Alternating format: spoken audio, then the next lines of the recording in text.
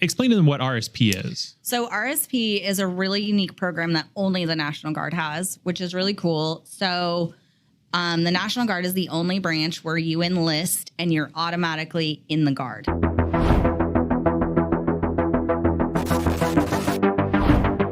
I'm Joe Seamandel, and this is Raven Conversations.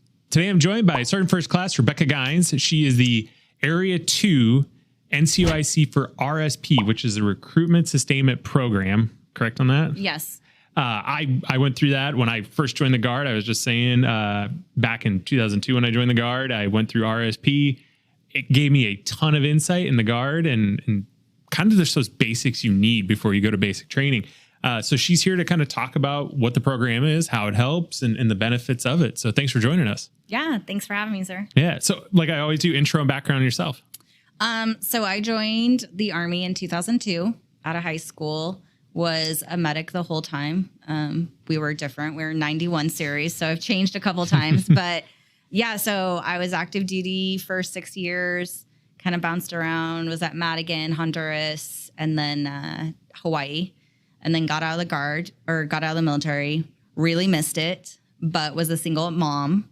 And so at the time, which I think is still current, the Guard was the only place I could come in without having to give up custody of my daughter. So I Googled the nearest recruiter, as we do, went in with all my DD-214s and said, put me back in. I came into the Guard in 2010, and the recruiter was looking at my paperwork. I was a medic, I was a rappel master, search and rescue. And so he's like, well, it'd be really cool if you wanted to come be RSP cadre. And I had no clue because active duty doesn't have this program. And I was like, sure, that sounds great. And so met with the Sergeant Major at the time, which was Sergeant Major LeBeer. Mm-hmm. And they brought me in as cadre, and I ended up being ADOS for them and kind of running this program back in 2010, which was a lot of fun, gave me a ton of insight into the Guard, really helped my transition from active duty to the Guard. Yeah. Just kind of learning that. And then from there, I just made my way through the Guard and was at 205th for a little while, was at 1st Battalion, went to 303rd, then 3 of the 161 and aviation, and now I'm back. Now you're back. Now I'm back. So I always ask this question because I think we all have a different story. How did you learn about the Guard?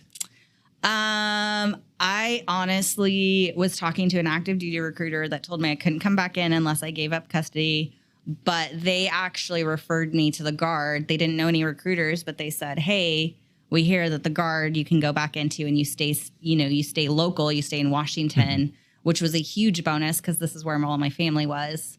And so I just Googled Seattle National Guard recruiter, and it happened to be a guy named Randy Hanks, who's no longer in, but yeah, he put his name on Google, and that's fantastic. And I ended up just walking in. I love that. It's, as we do, we Google things and we find what we're looking for. So speaking of Google, there's probably kids that are like, hey, I'm interested in joining the military, and they're typing in, all the different parts of it, and they type in Army National Guard, and they might see something called the Recruitment Sustainment Program, RSP. So you run that in Area 2, which is kind of local. It's more of the South Sound area. No, so it's actually, we just kind of shifted the company areas. So I'm Area 2 and 3, which is the North area. Okay. So it's Federal Way, basically to Canada, Snohomish, Anacortes, that corner. So pretty good size King area County right there. Yeah. So they're looking at that RSP. Explain to them what RSP is. So RSP is a really unique program that only the National Guard has, which is really cool. So the National Guard is the only branch where you enlist and you're automatically in the Guard, right? Like if you join active duty, you're not really active duty until you go to basic training. Same with the reserves. So as soon as you join the Guard, you go to RSP. RSP is basically a program to prep you for basic training.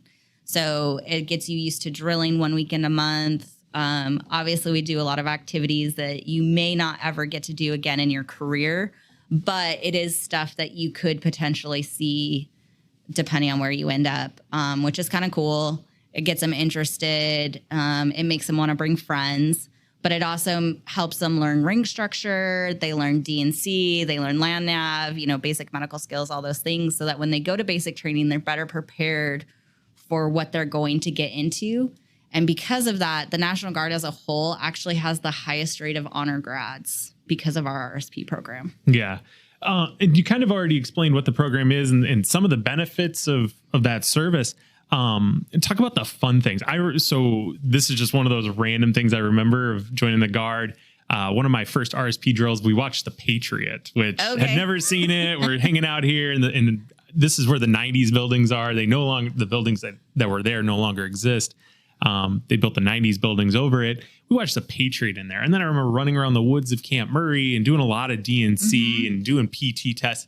And I felt like, for me personally, having no military background, have never done anything military prior to that, it actually set me up when I went to basic training a couple months later to succeed. Yeah. Is that kind of what you guys are seeing in some of the fun things? How is it to build that with?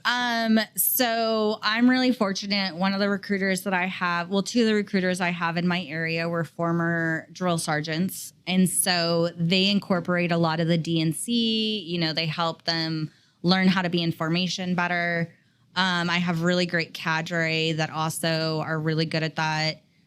So we really incorporate a lot of the basics. They have to talk to us at parade rest. They have to learn all the different, basically customs and courtesy of the military as a whole, so that when they go to basic training, they're not getting off the bus and totally freaked out when a drill sergeant's in their face. And so we do DNC. This month we have lined up for combatives. So I've got First Sergeant Caleb Bryan coming down, and he's going to help with a couple other combative instructors, do combatives with them. We have a couple other things going on this month. We have what's called Stripes for Skills, and that's a whole lot of 10-level tasks. So you have land nav, basic first aid, DNC, and that actually, if they're an E1 and they complete all those tasks and they test out, they can actually get promoted to E2 from that. So it includes passing an ACFT. So we introduce them to the ACFT. We've got the confidence course lined up for the spring. We have the rappel tower lined up for the spring. We do a camp out up north for survival training. So they sleep outside, and we teach them, basic how to start a fire, how to set up a hole, kind of how to stay warm overnight. Last month we did weapons familiarization. So we borrowed some weapons from brigade, and they got to kind of have a hands-on with a 50 cal and the M4s and some of the common weapons they'll see when they go to their units. Yeah. Now, do you guys take them around to different units as well to kind of showcase some of the different missions that are going on across the Guard, or is it more just kind of focused on the skills? So we kind of focus on the skills, mostly because the op tempo of the units around us are pretty high. And so if we start drilling on the same weekends as the other units, it kind of gets in the way. But we have had where the units were in Kent at the same time, and a couple of the guys walked them around the vehicles and kind of showed them how to PMCS the vehicles and what some of the familiar vehicles were. I know that one of the other areas took their guys out to the aviation flight facility. And so they got to see the helicopters and meet some of the mechanics and the pilots out there. So occasionally we do, but a lot of times with the op tempo of the state, it just kind of ends up in the way. Yeah. Have you ever had anybody come back and, after doing RSP, they get done with basic training, AIT, come back and say, hey, that really helped me? Yeah. So it's funny, actually, the first round when I was cadre, I had a couple soldiers come back and they were like, you made it so easy because the cadre actually were very similar to the drill sergeants. And so they were like, it was a piece of cake because we were already used to getting yelled at to be in formation, having to do push-ups, it wasn't anything new. And they were like, it really taught us a lot to kind of brush off that it's a game at the end of it, and that to not take it so personal when the drill sergeants are yelling at you, because really it's just their way of getting you guys kind of trained. Yeah.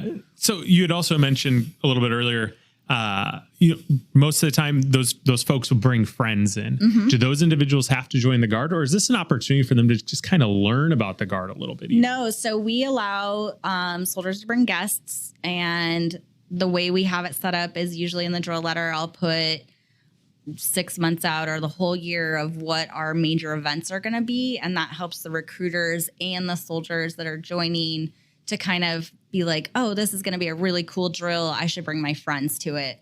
So anybody's welcome to come check it out. They don't have to sign. We have had most of our guests do end up joining, which is great. But it gives them a chance to kind of learn it and just ask all the questions before they're part of it. Yeah, that's it. Like I said, it's an incredible program. I went through it. I think it's fantastic. For those watching that they're on the fence, they're kind of like, hey, I'm interested in the military, but I'm not totally interested yet. How can they learn about opportunities to come out and see what to do? Well, you can obviously contact any of your local recruiters. Most of the RSP are set up. I'm in Kent. We have one in Spokane, one in Yakima, and then down in Tumwater. So you can always reach out to the RSP and COs. The GoGuard website is a great website too. Mm-hmm. And a lot of times if you just put in your information, the leads generate directly to the recruiters of that area. So, but most of the armories, you can walk in and ask for a recruiter and they'll point you in the right direction. Perfect. Anything else you want to add?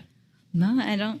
No, I appreciate you coming on and talking to us. If you're interested in the RSP program and interested in just learning about the Guard and seeing it, make sure to send us a message, put in the comments, reach out to your local recruiter. We can definitely put that information in the notes.